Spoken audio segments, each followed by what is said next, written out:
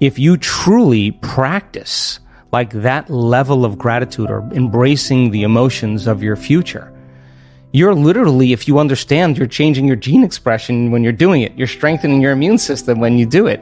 All of a sudden, you start to see all these fundamental benefits that are a side effect of your efforts. It's going to become something that you want to do all the time, something that you look forward to. And I think that that's why we're here. I think, and when you truly get to that point, like it's an unlearning. We're hypnotized. We're conditioned into believing we need a reason for gratitude or joy, and consumerism makes it really clear, right? Until I get that, I'm this.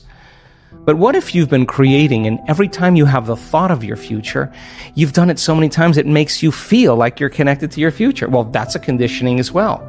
If you have the thought of your future and you feel the lack that it's not there, then you're back to the victim, right? But if you can have the thought, and the thought actually produces, just like fear, the thought of something terrible happening in your life creates the feeling of fear, the thought of something wonderful in your life creating the feeling of gratitude. Then when you think about your future, you begin to emotionally condition your body into that future. Now here's the payoff. Thoughts are the electrical charge in the quantum field, and feelings are the magnetic charge in the quantum field. And how you think and how you feel broadcasts information and energy into the field. So into the collective field. Into the unified field. So the question is, what are you broadcasting every single day? So then, we know that once you begin to self-regulate and you begin to open your heart, just in that small exercise that we did, the act of creating that kind of coherence in your heart begins to produce a measurable magnetic field up to 3 meters wide. That heart is actually producing a resonance. That energy, that frequency carries information. And when your heart is open, this is our center of oneness. This is our center of wholeness. This is the union of polarity and duality. This is the connection of opposites. So when the heart starts to become activated and we start to feel whole, and it begins to put that energetic pattern into the field, that frequency can carry the thought of your health. It can carry the thought of your wealth.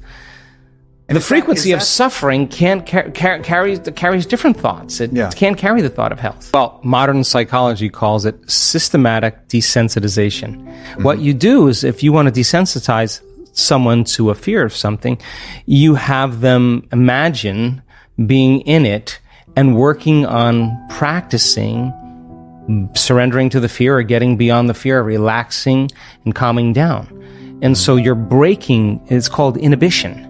You start inhibiting that conditioning process because you're having the thought and you're choosing to not feel that emotion or begin to self-regulate a new emotion.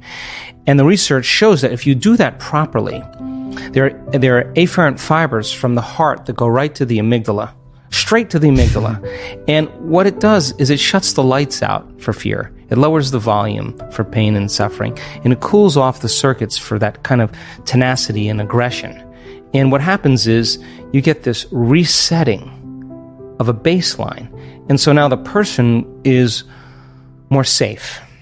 That they're not anticipating the next threat, the next danger. They're not looking around the corner for the predator. Their body's not in that vigilance. Their body's more in the present moment.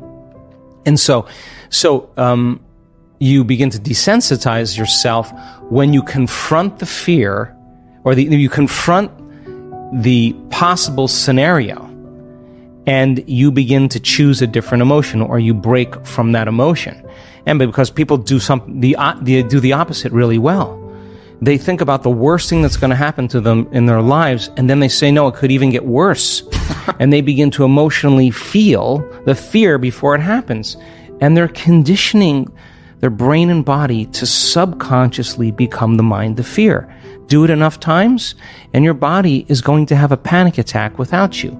Try as you may to control it with your conscious mind, you won't be able to because you programmed it subconsciously. And then you start worrying about the next time it's going to happen, and it's that very, very state of being that begins to create the next one. And so then the doctor says it's chemical imbalance in your brain. It's a hardware problem. Well, the insight doesn't change anything. And when you have that first panic attack and you're in the supermarket, the moment you feel that change in your inner state, you're looking around to see in your outer environment what's causing it. And you think it's an airplane or it's a supermarket. And so then, you take the drug, but the drug doesn't heal the condition. In fact, you'll still stay away from supermarkets or airplanes. So then it's a software problem. Your father was overbearing, was a perfectionist. He was really hard on you. So now you have the insight. My father was overbearing. Does it heal it? No. So then you go to the psychic. The psychic says that you were burned at the stake in the 1500s. You were a charismatic Christian in the south of France. Oh, yeah. Now you start reaffirming it.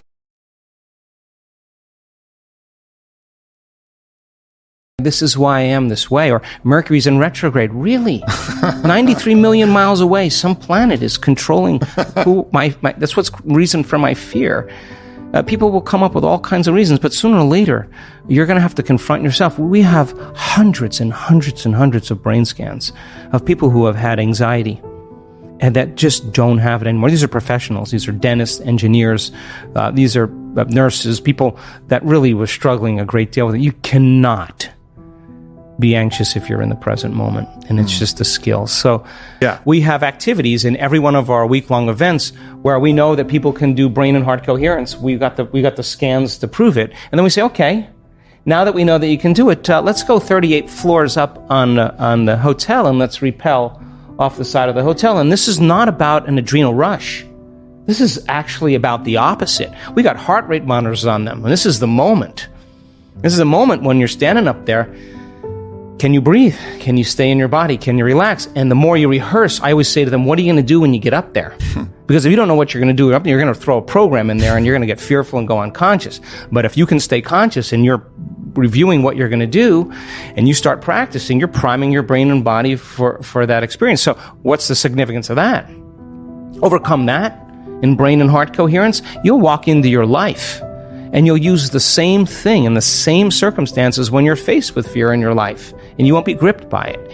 And if you just went off 38 floors in heart and brain coherence and you mastered it, you probably will look at the problems in your life as so much less intimidating than what you just did. And people leave their fears. So we want to put them in situations that would normally evoke a strong emotion or a program. And say, yeah, that's natural, that's normal, but what would supernatural do? So let's practice that. And so we have a challenge activity, that's where I just came from. And again, putting people in those situations where they don't think they can go any further, and then they go further.